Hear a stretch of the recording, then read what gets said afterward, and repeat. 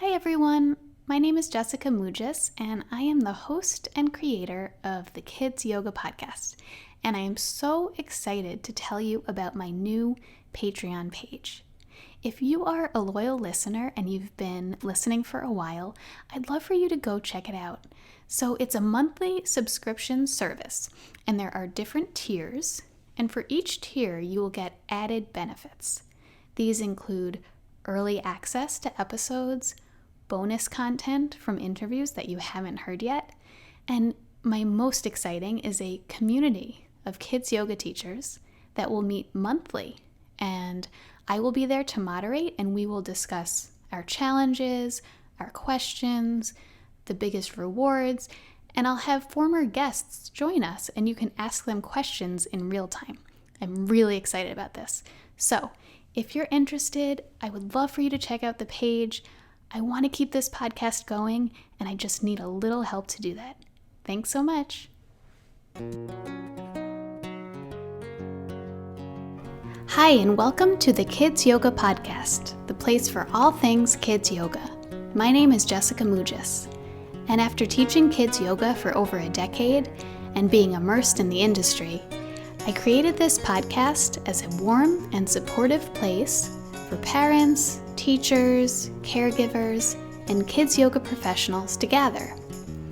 Episodes include conversations with kids yoga teachers, business owners, and authors, child development experts, informational episodes on specific kids yoga topics, yoga adventures for children, and even the voices of children themselves. It is my hope that you can come here each week and gain inspiration and form connection with your fellow kids yoga community. Welcome to the Kids Yoga Podcast. I'm so glad you're here. Hi everyone, and welcome back to the Kids Yoga Podcast. I'm Jessica, and this week I wanted to talk to you a little bit about yoga at home with your children. If you are a parent, an aunt, an uncle, a grandparent, or you have children in your life that you see and care for and love, it is so wonderful that as kids yoga teachers, we are able to pass on our own yoga to them. And the thing to keep in mind is that while you might have expectations that the children you see in your life, if they're your own children or family members, that you'll be teaching them like you teach other children. What I have found as a mother is that the way I share yoga with my children is extremely different than the way I share yoga with the children that I teach. And I never could have known this before becoming a mother because it's just such a unique and life-changing experience to become a mom. But now that I'm a mother of two and am expecting my third child, I have learned that the way I pass yoga on to my children is in the way I live my life. And while we do have times when my 5-year-old daughter will say, like today, she said, "Mom, can we do yoga together?" And we did. She rolled out the mats, and my son joined us in his own way, throwing a football and climbing on me and, doing a few poses here and there. Those moments where we're actually rolling out mats and doing that kind of more traditional yoga practice that you see are not every day at all. We can go months actually where we're not doing that kind of yoga.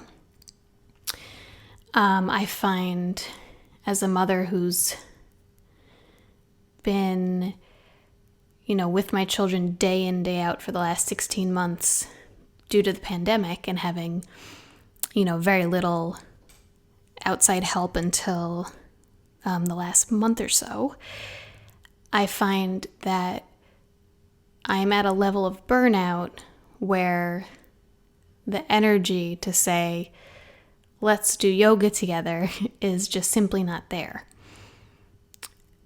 But that's okay. Because do you know what yoga is? Yoga is now. And what I am right now is one of, 6-7 billion people in the world who is learning to move forward as this pandemic begins to become more manageable. And I'm a human who's tired, from raising my children and keeping our household running and being pregnant now, and all of this within the context of a global pandemic. And that's where I am now. And I love passing on the skills of kids yoga to other adults, and that has been my passion this past year and a half, to be able to do that. But, actually teaching a formal class hasn't happened in a while and is not something I'm interested in doing in my home at the moment. That doesn't mean that I'm not sharing yoga with my children daily, though, and mindfulness daily, because our children learn the most by how we live our lives. And like everybody else, I'm a completely flawed and imperfect human being who has good days, bad days, sometimes good moments, bad moments, just all piled on top of each other. Underneath it all, even when I make a lot of mistakes, and even when I have days like today that were just harder emotionally, I come back to that place inside. And I think that kind of safe inner place, that knowing, is what a lot of us first came into contact with when we started yoga. So many people I've talked to now say it might not have been their first class, but they say they've had some experience within yoga or mindfulness where they felt something and they knew they were in touch with something and that their life felt different. And I think what yoga brings is connection to that place inside. I have been reading a book by Sage Dyer and Serena Dyer Pizzoni, who are two of Wayne Dyer's daughters. And he is a multiple New York Times bestselling author who passed away a few years back. And his books, particularly The Power of Intention, were very life-changing for me, and I started reading them as a teenager. And now I'm reading his daughter's book, and I actually know Sage Dyer personally. She's wonderful. And in the book, they describe how their father called it the inner Tahiti, which I think is a reference from Herman Melville's Moby Dick. But it's that inner island that's always there no matter what, that no one can get to. And I think these days, in these harder days, the way I'm passing on yoga and mindfulness to my children is by returning to my Tahiti in my moments of quiet and calm and remembering who I am. Because when I'm in touch with who I am, I'm a better mother and I'm more connected to them. And my hope for them is that they are always connected to who they are. That's one of my biggest hopes and dreams for them. So, yoga at the home, in your home. I'm not talking about a children's class at home. I guess today I'm just talking about bringing yoga into the way that you go about your life and practicing that yoga and mindfulness yourself in the way that makes sense for you now.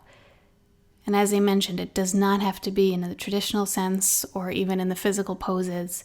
It might just be in those moments when you're returning to your own Tahiti. So this is just your permission slip to be grateful for yourself, be grateful to yourself, know that you have that place inside, and know that what you are doing for your children, it's more than enough. Thanks for listening, everyone. Thanks for listening. I hope you enjoyed this week's episode. If you'd like to support the Kids Yoga Podcast, here are a few ways you can do that. Visit www.thekidsyogapodcast.com. Here you'll see a link to my Patreon page, and you will see different monthly subscriptions which will offer you added benefits. You can also contact me through the website and see all of the episodes that have been released so far. In addition, I truly appreciate those 5-star reviews and ratings because it just brings so many more people to the show, and it just means the world. So if you feel compelled, a rating and review, and press that subscribe button as well. So if you want to get in touch, shoot me an email, thekidsyogapodcast@gmail.com. You can also follow the Kids Yoga Podcast on Instagram and on Facebook. Again, thank you so much for being here.